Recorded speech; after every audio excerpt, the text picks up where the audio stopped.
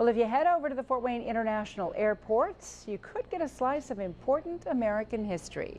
21Alive Jen Danczak is there, where some special aircrafts made their landing this afternoon. Jen?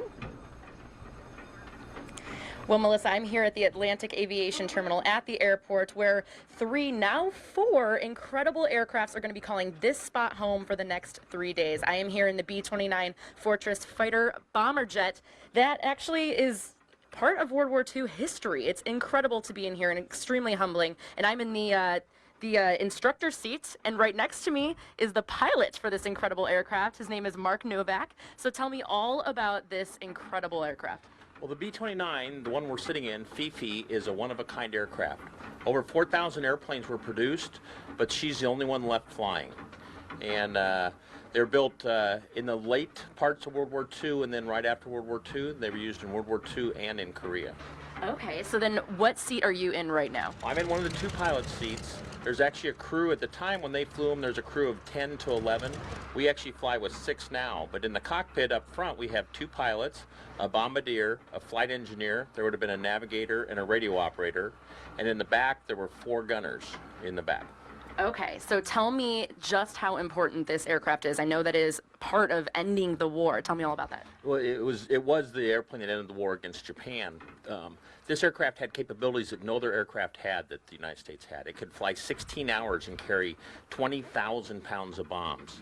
It could take off from an island and fly over the water for 6 or 7 hours and then return home.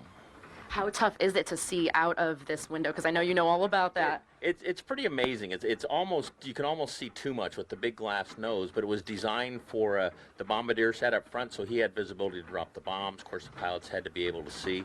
It's different than any other airplane I've ever flown.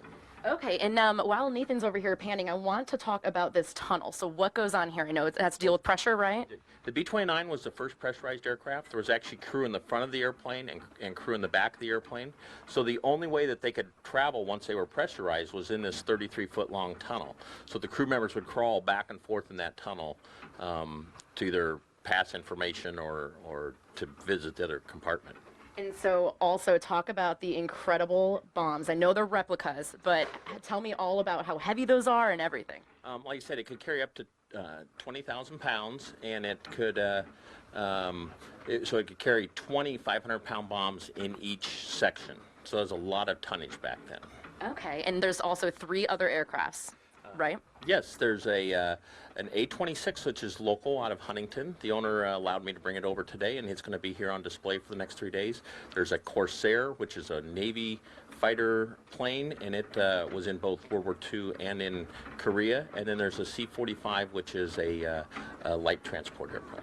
Wonderful. And I just know that this is extremely, extremely humbling being here in the exact seat that has such an incredible part of history, Melissa. And I know that the American Commemorative Air Force also said that if these planes could talk, what would they say? And you walk in here and you just think, I wonder what they really would say. But these planes are going to be here for the next 3 days. It's $10 to get a tour for adults and about $5 for children. So they'll be here for the next 3 days, and I really encourage everybody to come out here and see a piece of American history. Yeah, pretty cool indeed. Thank you, Jen.